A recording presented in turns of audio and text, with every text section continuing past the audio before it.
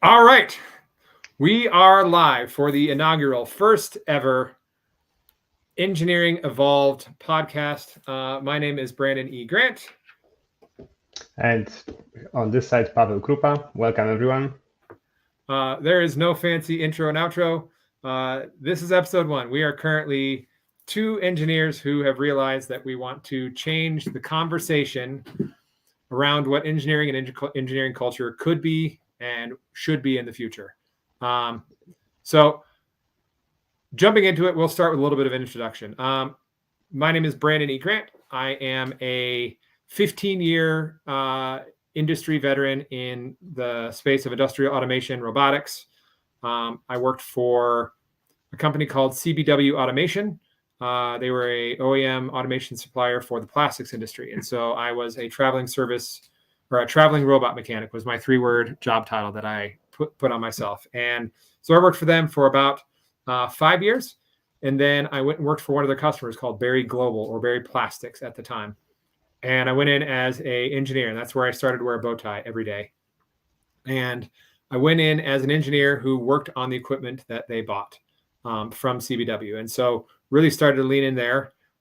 In 2014, I got married and they moved us to Kansas, where I was responsible for helping turn over their business model from a mostly buckets and butter tubs to a IML or injection mold labeling system.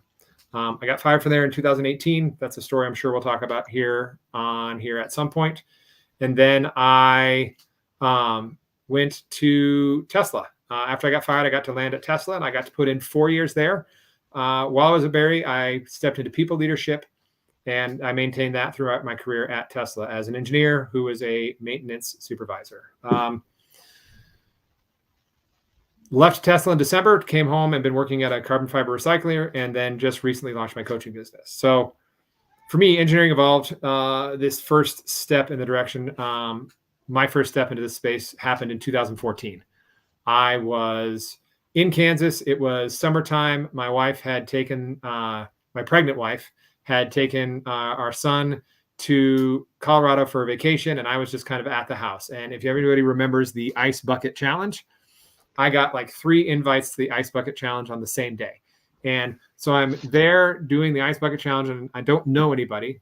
Like, I don't know anybody in the town. There's nobody to dump it on me. And so me being the engineer that I am, I built this Rube Goldberg type situation where I went up and I dumped a bucket, and I dropped a thing in and with a broomstick, and it dropped a brick in and knocked a brick over and poured water over the top of me. And I recorded it with my phone. And I remember being really excited because I went down and I was like, oh, I'm going to check this out. I'm super cool. Look at how ingenuitive I am. And I picked it up and I looked at it, and it completely shattered my frame of who I thought I was. Because when I looked at the phone, I didn't see like ingenuitive, engineer on point. I saw that I was fat, cold, wet, and alone. It completely shattered the frame of who I was. And it made me realize that here you go. For anyone who hasn't seen that, that's this. No, this one. That's this version of that dude. It made me realize that even though I had done everything that I thought I was supposed to have done, right? I had an engineering job. I was working for a corporation and working and climbing up the ladder. They had just moved me to go help a plant out. I was married. I bought a house. My wife was pregnant. We had my stepson. Like, everything was going the right way. I checked every single box. Something still wasn't right. My life wasn't working, and I couldn't figure it out. And that kind of launched me down this path of personal development, which kind of brings me to where I am now. I, over the last 5 years, have done a significant amount of work on myself, going from being disconnected physically, disconnected spiritually, disconnected inside of my family, and ultimately showing up to work a worse version of myself than I could have been. Showing up and really recognizing that I, as an engineer, needed to show up better. I needed to show up better. And so I put an intense amount of work and got connected with myself physically. You just saw the picture. I've done things like an ultra marathon and a marathon. I competed in a men's physique competition, right? Put myself way out of comfort. I connected deeply to spirituality and God the way that I see it. I've working on and continually working on connecting with my wife and my family, no matter what's going on, always putting in work to do the work there. And then really working to step into a business that I feel called to do, which brings us here. So that's a little bit about me. 15 years working on robots, and now I want to help work on the humans that work on robots and other engineering things, because that's how I know that I can impact the planet. So Pavel, a little bit introduction about you. Sure. Once again, welcome everyone. Let me give you a bit of a background about myself. So I've been in the industry for over 10 years. I started in 2011.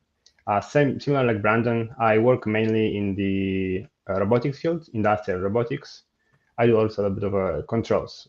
However, throughout all of those years, I worked, some of you probably might know me from my YouTube channel called Future Robotics, where I teach industrial robotics. But along this path, when I started, I worked as a contractor. I was as a direct hire. I work with many companies, a lot of contractor companies. I work as a contractor for many big OEMs like Volkswagen, Ford, GM, Tesla, and other companies where I executed a lot of projects. So I worked starting from, let's say, the low level of the corporate all the way up to owning my own business, working as a salary employee. And all of that was okay until I realized that there is always something missing in the way how I execute my work. And there is always something that's bothering me. And later on, I start noticing not only me, but also others. Therefore, similar like Brandon, I went through the path of the personal development and management, trying to understand the issues that come with the work. And I'm actually very surprised. And that's why me and Brandon come up with the initiative of sharing issues in the engineering world with everyone. And we're here trying to help you and put some light on those. So basically what happened over the years, I was working, but similar like Brandon, I was very focused on work, wasn't focused too much on my personal development. And what happened is like, because of that, I was losing a little bit of what I do in my life. But what was more important is I've seen it wasn't only me. I saw that there was also a lot of people around me. So that happened, and I realized this mainly when I was managing some of the projects for OEMs, and we're doing installations, and when I get chance to manage other people, work with them and coach them. That's when I realized how important the life-work balance, or even just life-work balance and what you do after work, how important that is. So like similar like Brandon, let me tell you a story when that really hit me. So we were on one of the projects in one of the bigger OEMs, and one of my friends had some issues, family issues. So we were at the project working high hours, very stressful job. Everything has to be done on time. We had just 2 days to implement. Then we were running during the weekend and so on and so on.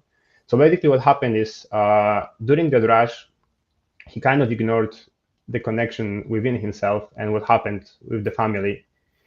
And we were making some changes, and basically what happened is he was jogging the robot, moving the industrial robot arm, and he crashed his own leg with the robot that he was moving because he was not paying attention. That's because his mind was disconnected from where he was at this point, because he was somewhere with the family instead of being right there focused on work. And now probably a lot of you might ask the question, okay, why that happened? Like, is it because he was not aware of what is going to happen with him when he comes to work in that state? Or is it the issue that the manager didn't see that, hey, the guy is here today, but he doesn't look like he should be at work? And that's something that nobody talks about in our industry. Engineering is being seen as basically very task-focused people. So we are given a task and we take from solving that task. That's how we get our feedback. That's how we know, okay, we've done a good job. Okay, it's great. Like that's how we feel fulfilled most of the cases. No, of course, not everyone. Everybody is different. But this is something I've been noticing more often and often. And I've noticed a very big disconnection between the engineers and the managers. Therefore, I decided to go a little bit deeper into that topic and understand where those differences are coming from, and why sometimes we as engineers cannot speak with the managers and the other way around. And that's why I started focusing on like team building, how to improve overall work in the industry, and shine a bit of light on personal development and why that is so important when we talk about engineering. So throughout my work, I've gathered a lot of experience regarding that. Similar like Brandon, we've been through many different cases. We've learned a lot of stuff, and now we're trying to share that with you guys. So I think this is something, like I mentioned, that we're not talking about, and we should be talking about to make the life of every engineer even better than it is right now. And like we've seen that we're coming up with better ideas, and now if we work on those engineers, we'll be able to come with better ideas even faster than we are coming at right now. Right. So if we talk about also team building and personal development, there's one more thing I would like to mention. So I've seen that disconnect I mentioned. So where does it come from? At least from most of the contractors I work with, the managers are either A, very skill focused, or B, more of a people focused. And now you gotta choose. Okay, my manager is being seen as, we can call it even a father, like, okay, I can go with him with every technical issue and he will help me solve it. Or B, the manager is like a people person. So you can go to him and tell him, okay, I don't feel good about this project. I'd like to accomplish this and that. Now it will be the manager's responsibility to understand, like, okay, I need this, or how do I approach the engineer, and how the engineer approach to the manager. So what happens, like if there is lack of personal development and skills in just like how to present information to the other person, that's where the disconnect happens. So like engineer cannot communicate with the manager, manager cannot communicate with the engineer, and the whole idea might get lost. And especially if you're disconnected with yourself, when your personal development is not there, you're not aware of what's happening, then definitely you're going to miss some of important points that you wanted to share with your manager. And then you don't feel fulfilled, then you feel bad, then you come back home, you don't feel fulfilled at work. You're taking some of that home, and again, if you're not aware, you're going to be again feeling a little bit sad, feeling not happy that, okay, I came from work, haven't done what I wanted to do, I wanted to do more. And that will go back to the topic of personal development. And that's why we're here. That's why we want to spread the knowledge. And that's why we would like to tell a little bit more about this in the engineering world. Absolutely. Pavel, do you have an example? I know this is kind of sprung on you. Do you have an example of a time where like you were able to communicate something effectively to your manager, or a time when you weren't? Sure, definitely. So that is exactly what happened when the manager was a skilled person. So what happens is sometimes the manager will oversee their own, or actually overestimate their own knowledge, and they will not allow engineers to be themselves and put up new ideas into work. Okay. So you can give an idea to a manager and say, hey, I think we can make this, we can try to make this work, and then probably that is going to improve the production, and maybe that's going to improve the downtime. And if the manager is not aware and like not open, and he thinks, okay, no, I know this, like I've been doing this for so many years, you're going to hear back, no, like I want to try that. Like right now, that's not the focus of what we're doing. So what happens is the communication between the engineer and the manager says, the manager is like, hey, I don't want to listen to you. That's what engineers hears. That's not what he meant. What he might mean is like, hey, right now we have different priorities. Like we want to focus on this. I think your idea is great. We should talk about this. Let's discuss. What he's saying, because of upper management, he's saying, no, I want to talk about this right now. And that's what engineer hears, instead of hearing the other version, that what he really means. And that's why it's so important to communicate. So what happened to me is like we're having a discussion regarding cycle time, and the manager said the same thing. No, that's not how you measure the cycle time. That's not how you do it. Like we're focusing now on the quality. And he didn't explicitly said like, okay, let's talk about this later. I think it's a good idea what you're proposing. We should consider that. Or he said, okay, let's talk about this later. Right now, let's focus on something else, as this is a higher priority for us. I understand that you would like to talk about this. So that's like quick kill, let's call it, of somebody trying to approach to the manager, might like turn off the light bubble like above your head. Okay, I have a new idea, I want to share it. Because every time you come to that manager, you will feel like, okay, I want to share something, but I'm not able to share, or maybe I shouldn't share because again, I'm going to hear, okay, that's not a good time, that's not what we're doing now, that's not what I want to focus on, and so on and so on and so on. So this is probably the most common issue I faced when I was trying to communicate something to the managers. And after I understood the other side of the equation, like the manager has his own tasks and his own stress coming from the top, then I started to realize, okay, I understand that he's not communicating this to me, so I'll come again and ask the other day. That's number one. And number two is what I've seen and like what happened to me is like the manager will say, hey, I'm not angry at you. So what happens, like the line stops. The like everybody is there, like directors, managers, and so on and so on. And you see the manager like hitting his fist to the table. He said, no, I'm not angry. I'm not angry. And that's again a disconnection between like his mental state and physical state. He's not aware of what he's doing. And he's telling to you, I'm not angry at you because you made a mistake. But at the same time, he's hitting with his fist into the table or with his hand onto the table. So that's another disconnection that if they are not aware of, like he might not really be angry at you. He does not be angry at the decision that he made, but how it sounds or how it looks is that actually he's angry at you, or actually that's what you might think. Right. So again, this is something that's missing in our industry, like just this awareness of ourselves and the awareness of what we're doing every day. Absolutely. 100%. Like if the manager to communication to employee and employee to communication, if it's not a good two-way street, there's going to be breakdown, and breakdowns communication leads to misunderstandings and almost invariably hurt feelings, right? That's correct. I have a story one time where I had a manager who was very much matter of fact, did not have emotional, and did not, they told me, they said, I am not someone who gives positive feedback to individuals. And that for me, my self-awareness, and this was more recently after some of the work I've done, my self-awareness brought me to the point where I was confident enough to be able to say, hey, well, here's the deal.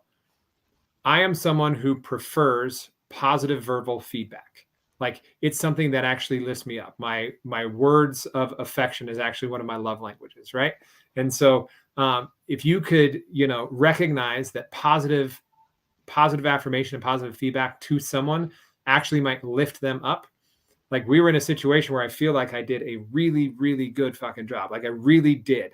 And if you could just acknowledge that fact and let me know, not only me, but my team would appreciate it, because that lets them know that they're seen and heard and felt. And so I had an opportunity to where I managed up, right? I communicated that this is what was there. And later on, that manager actually made visible steps to share more appreciation and more positive feedback with myself, with other peers, and with the team, right? It's so important to be able to communicate and be in touch with who you are and have that self-awareness. Exactly. And to your point, again, that self-awareness, that's something that is so much, like extremely missing from our environment. Like you see, or like I see the engineers I work with every day or on the projects, there's like, most of them are very close people. Like there is not a lot of communication. Again, very task focused. Like you will give a task to the engineer and he just focus on this. But that social interaction is so important. And I can again share one story. That happened actually at the very beginning when I was working still as a contractor. So that was a hourly job. So therefore, every hour that you work, you get paid. And what happened, like one of the managers, what he sees, like we were coming to work every morning and like we spent 15 to 20 minutes drinking coffee and talking. And he said, well, we're not going to pay you for that 20 minutes of talking in the morning because you're not doing any work. And where from his perspective, yeah, sure, that's true. Like we're not doing any work because we're there socializing with others. But without the socializing, like what happens to you, you're becoming a machine, and then you lose basically the need for coming to work. Because if you're just coming to work as a machine, there's nothing to do. Like you can do it for some time, sure, you can do it for a week or two, but after, like there's no socialization, there is no communication with others, there's like no point of coming to work. You will just burn out after the time. Yep. So he realized that like after some time, so yeah, we stopped doing the coffee break in the morning, but then the efficiency of the entire team went down. Exactly, because there was nothing that would motivate us in the morning. Like even if somebody had some stress from the days before, or like bad day at home, or like bad weekend, whatever, there was nobody to share with, even at work. Like, okay, maybe he doesn't have anybody at home, so he comes to work to share with his colleagues or his friends some of the things that he went through during the weekend. And now you're taking this away because you think that the 20 minutes will change. We don't know what. Yeah, it changed. Taking away the 20 minutes made everything worse because we had less willingness to work. We were like a little bit dismotivated. And after some time, like he realized, okay, that was a bad decision. Like we're bringing back the coffee breaks. And that was something that allowed us to kind of look back into our positive emotions and positive workflow. Nice. I have a saying that I'm going to put here in the comments. Engineering is a team sport, right? Exactly. Yeah. A 100%. lot of the culture I came up in, and you did, I'm assuming as well, it was this idea that it's only me and it's me against you and it's a competition and I work by myself and Yeah. maybe I'll talk to you if I have to because we have to communicate on this one project. But other than that, blinders on forward. And Yes. it's just not true, right?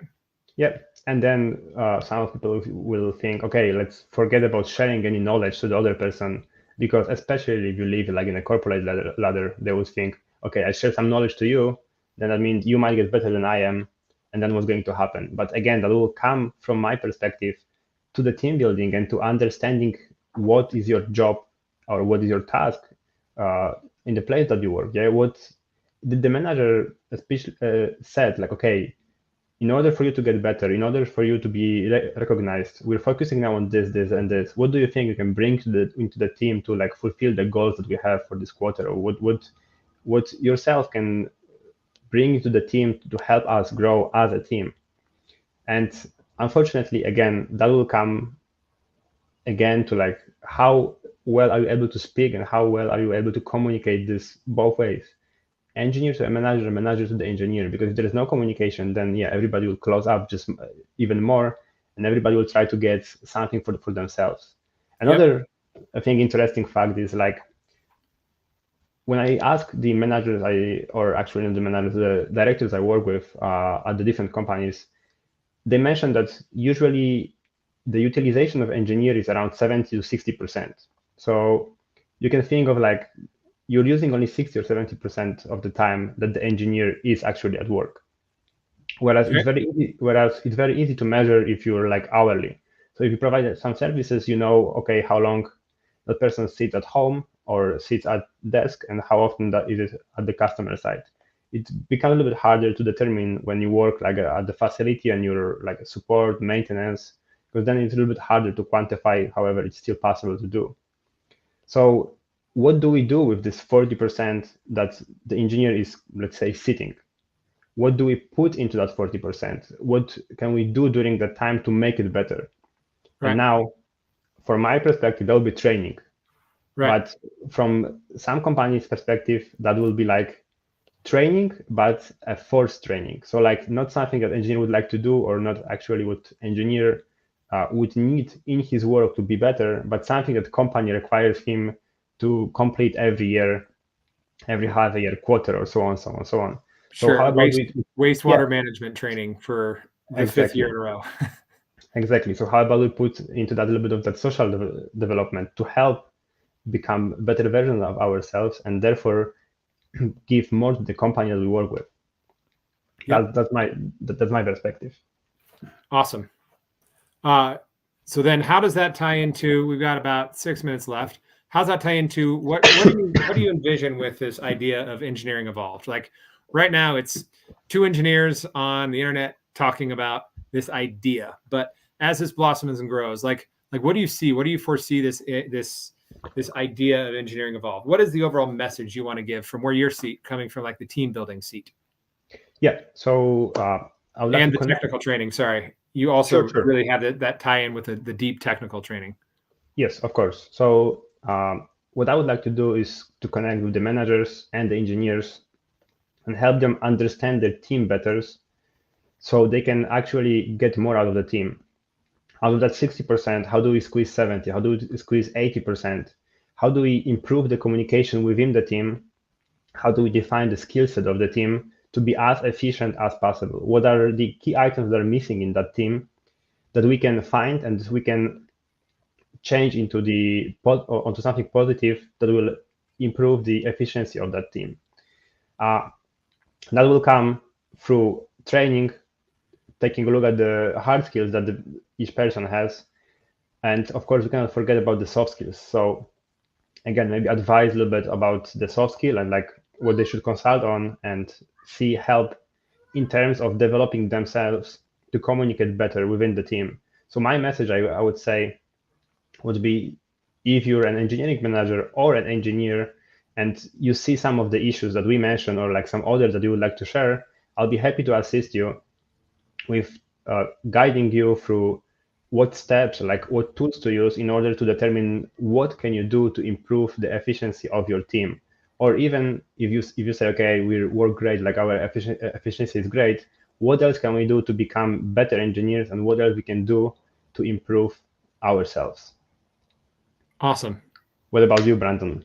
What are you thinking? And so, you had mentioned something like being able to increase efficiency. I have a firm, not even belief, a firm knowledge, like a deep knowing that when an engineer takes care of themselves fully as a whole human being, so the framework that I use is body, right? Your physicality, your being, who you're being here on earth. A lot of times that ties in your spirituality, but it's just, who it is that you're being as a human being, right? A human being. Your balance, which is your family and your close family network, and then your business. When you do activities that take care of the whole you, when you show up as a whole version of you, a better version of yourself, you show up as a better and more efficient, more effective engineer, right? So sure. My personal morning routine is I get up and I have currently, it's about 3 hours worth of work where I go and I do an exercise and I drink some greens and I take care of my kids and I bring them to school and I do a process called the stack where it's just a journal meditation, journaling exercise. Like I have all these things that I do every morning that really put myself in a place of power, repeatedly, reliably proven. The company and the certification that I have as a trainer, it's proven. It is a proven personal operating system that puts you in power every single day, repeatedly, reliably. If you do it, it works. There's no question. I believe that when you show up and you're on power, you're on fire as an engineer, and you show up to work, instead of coming in and yes, you can do the 20 minutes of coffee time, which is valuable for there. But then when you get in, you go from this and instead of coffee and then you got to wind up into your day. And then 35 or 40 minutes later, you're actually doing work. And then you take a break and go lunch, and then maybe nap. Then you scroll through Facebook. And when you can have the power to maintain focus at work, you can actually be more effective at work as a team. You can be closer as a community. You can be more emotionally available. You show up, you're a better engineer. And the more people in an engineering team that you have doing that, the better your communication gets. It becomes a snowball, right? Yep. The more you work on the human, the better you get as a company. The more you are, the better you get as a human and working on the soft skills, the easier it is to help you pick up and learn and translate the hard skills into effective results. Yes, correct. I know we're running almost out of time, but we have an interesting question. What is the future of engineering? I would assume in AI. What is the future of engineering with AI? So here's the fun part. AI is going to change everything. Tell you what we're going to do is, I can't see who left that comment, but what we're going to do is we're going to start taking topics lists. We got to do a couple things to share. One, that is a fantastic topic for Pavel and I to kind of look at in the future. How does this human element work with this AI element? We're going to have a website up. I don't know if it's up yet, but as you watch this, it's engineeringevolved.com. And I don't know if we have it now. Maybe I'm making one of those moments, but I think we'd like, hi, Bryce. Yeah, absolutely. We'll totally have that topic of conversation. We want to have a place for people to put in topics for us to talk about. So, Bryce, I would love to talk about that one. Pavel and I put it on this topics list that we're starting to build. Very quickly, AI is just going to help with problem solvings. It's going to make that more effective, which is just going to be more important for the engineer to work on themselves so that they can better use the tool to be more effective. It's just a tool. Engineers are brilliant at using tools. Like, that's kind of our superpower. Give us a tool, let us run. I think AI is just going to help us better and more. ChatGPT helped us build the description. As AI steps in more and more, I think it's just going to help the engineers. It's until you have a general AI that is far superior to our intelligence, I think it's a tool that engineers can use to help be more effective. Yes, definitely. What I would like to add from myself is, like, does this question comes from a manager or engineer perspective? Because what engineers might fear is like, okay, AI is going to take over my job. Well, hence, if you have a good software skills, the soft skills, and you know how to communicate to others your ideas and perhaps implement AI in your company, then the AI won't replace you, because the soft skills are not something that AI is capable of, probably, maybe not yet. We don't know about the future. But again, it will help more than, let's say, bring harm to the engineering world. So definitely that is something that we'll be exploring with Brant. But for sure, great topic, and we should consider making podcasts about this. Yep, I'm going to write it down and we'll put it on the spreadsheet. So last little bit, if you are following this, hopefully you found value. I know Pavel and I poured a lot of value into here. This is episode 1. This is the first step into what does it look like as engineering evolves through bringing in the human element and disconnecting from the idea that your brain is all that matters. Whether you're watching us on, I think we're live on Facebook, we're live on LinkedIn right now, we're live on YouTube, a couple different places. Wherever you're watching us, please go ahead and leave a comment. Let us know you're here. That'll help with engagement and get the message out. If you're on a channel that has subscribes and follows, please do all that. The biggest thing for me is just to have engagement and conversation and topics. What do you want to hear us talk about? Exactly. Pavel and I have already set the groundwork of there are going to be things that we might disagree on or push back and forth on. This is an open conversation because that's what, again, engineering should be. Exactly. So I very much appreciate everyone who is watching this live. Again, if you're watching live, leave a hashtag live comment. If you're watching the replay, go ahead and leave a hashtag replay comment here in the comments. That really helps us out and lets us know. And Pavel, is there anything else that you want to say to our faithful followers on episode 1? Thank you so much for watching. There is much more content to come. Leave your comments, guys. Give us ideas of what would like to hear and what do you think is troubling you right now. And we'll try to talk about this live and be with us during the lives. Write your questions. We'll try to answer them as we can. Yeah. And if you have any questions or want to reach out to Pavel or I individually, send us a message, send us a DM, check out the website. I think I just did 8 call to actions, which is a no-no, and we'll figure it out the next time. Thank you, everyone. Pavel, thanks for being here today. Appreciate you, man. Thank you so much, guys. Yeah, appreciate. Again, guys, let's spread the knowledge of engineering and soft skills, and let's make it a better and more friendly world. Yep, engineering evolved. And here's where our fancy outro goes in the future. Have a great day, all. Thank you. Bye-bye.